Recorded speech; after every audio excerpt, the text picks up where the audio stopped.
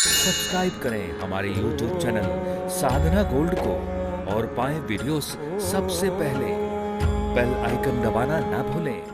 आप भी जब अपनी बेटी का विवाह कर लो, आप भी जब अपने बेटे का विवाह कर लो, तो बेटी और बेटे का विवाह हो गया, वो अपने घर में सुखी और स्वस्थ हैं।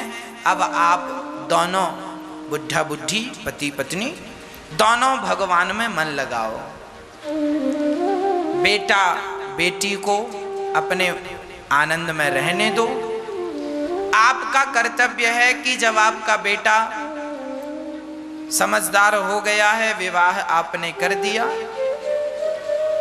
तो आप अपने बच्चों को उनकी जिम्मेदारी देकर, बेटा ये दुकान तुम्हें संभालना है, ये फैक्ट्री तुम्हें संभालना है, ये खेत खलिहान तुम्हें संभालना है, अब हम चले तीर्थ यात्रा में। दोनों को 15 दिन के लिए जगन्नाथपुरी, 15 दिन के लिए वृंदावन। जो जीवन में आपने पैसा कमाया है, वो सारा पैसा बच्चों को मत देना, कुछ बच्चों को देना, कुछ अपने बुढ़ापे की तीर्थ यात्रा के लिए बचा कर रखना। नहीं तो तीर्थ यात्रा कैसे करोगे, किराया कौन देगा? तो बचा के रखना चाहिए, ताकि आप अपना बचा हुआ बुढ़ापा भगवान के शरण में गुजार सकें। और आप जब घर से दूर रहेंगे तो इसके ये फायदे होंगे कि बच्चों को जिम्मेदारी पता चलेगी कि जिम्मेदारी क्या होती है। एक बात बताऊं, घर में जब तक पिता होता है तब तक बच्चों को यही लगता है, यार पापा तो हैं, पिता तो है, वो करेंगे ना। वो अपनी जिम्मेदारी नहीं समझता। और जब पिता नहीं होता तो फिर कहते हैं ना, होने का आसरा लगता है तो उम्मीद होती, ना होगा तो उम्मीद काहे की होगी। इसीलिए माता पिता को बेटों का परीक्षण करना चाहिए। कुम्हार घड़ा बनाता है, आप घड़ा खरीदते हैं तो घड़ा खरीदने के पहले परीक्षण करते हैं कि नहीं कच्चा है कि पक्का, ठोक ठोक के।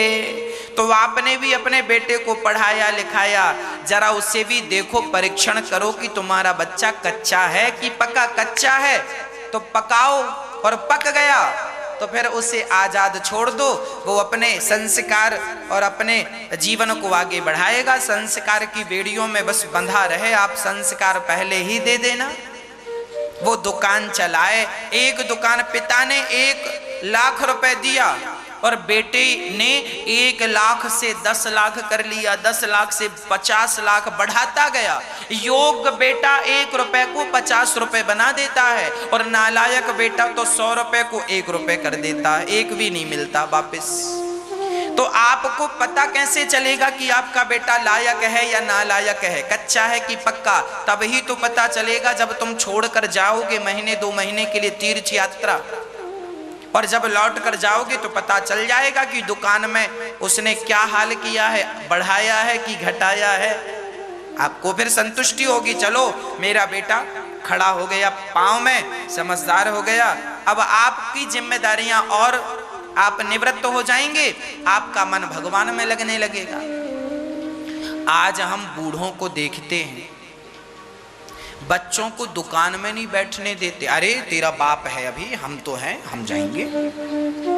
बच्चे घर में खटिया तोड़ रहे हैं, जवान जवान, और बूढ़े दुकान चला रहे हैं। और बूढ़ों को भी बच्चों पे, सच्ची बताऊं, आज ना बाप को अपने बेटे पे भरोसा नहीं है। बाप कहता है हमारा बेटा दुकान चला ना पाएगा, हिसाब किताब। अरे क्यों नहीं चला पाएगा? जिम्मेदारी दोगे तब तो सीखेगा। तुमने सीखने का मौका ही तो नहीं दिया, इसलिए तो निकम्मा हो गया, निकम्मा हो गया। 30 साल का तुम्हारा बेटा है और तुम दुकान में उसे काम पे नहीं लगाते हो, तुम काम नहीं सिखाते हो, तो क्या होगा? घर में बैठा बैठा गलत संगत करेगा, फिर शराब पिएगा, जुआ खेलेगा, फिर रोगे महाराज बेटा बिगड़ गया। सही समय पे क्यों नहीं जिम्मेदारियां दे दी होती तो ये दुर्दशा ना होती। सही समय पे सही निर्णय लेना चाहिए। गलत निर्णय होगा तो जीवन भर रोने के अतिरिक्त हाथ में कुछ भी आने वाला नहीं। खासकर बच्चों को लेकर कभी गलत निर्णय ना हो जाए आपसे, नहीं तो नुकसान होता है।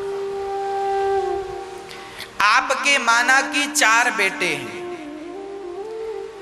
4 बेटे हैं तो 4 बेटे हैं और एक दुकान है।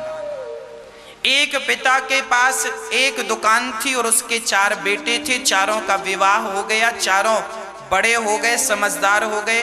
अब एक दुकान है, बताओ 4 को कैसे बांटेगा? मैं तरीका बताता हूं।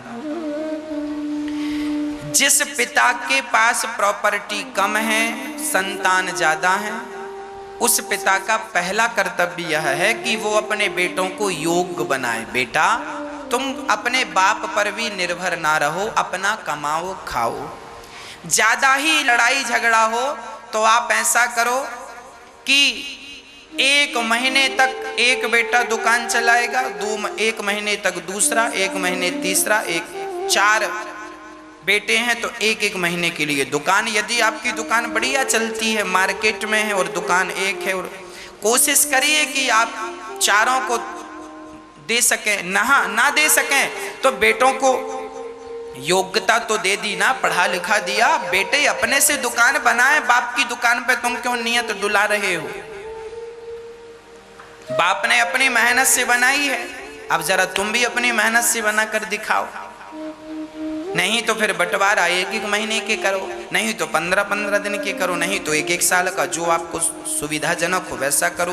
परंतु सुखी रहने के लिए आपका समझदार होना और जीवन में सही निर्णय लेना बहुत आवश्यक है। सबसे जरूरी है संस्कार। बच्चे बड़े हो गए, संस्कार देके उन्हें उनके पांव में खड़ा होने का एक अवसर दिया जाए। अब पिताजी ही बाजार जा रहे हैं, पिताजी ही दुकान चला रहे हो, बच्चे घर में टीवी देख रहे हैं। बच्चों से काम कराओ, उनको नॉलेज होगा, उनका ज्ञान बढ़ेगा। इसलिए कहता हूं कि मेरा कहना मानो, बेटा बेटी सबसे मन हटाओ और गोविंद के चरणों में मन लगाओ। यही हम सबके सच्चे संगी और साथी हैं। ईश्वर ही हमारे हैं, ना बेटा हमारा ना बेटी हमारी। ये सब रिश्ते नाते कहने की बातें हैं।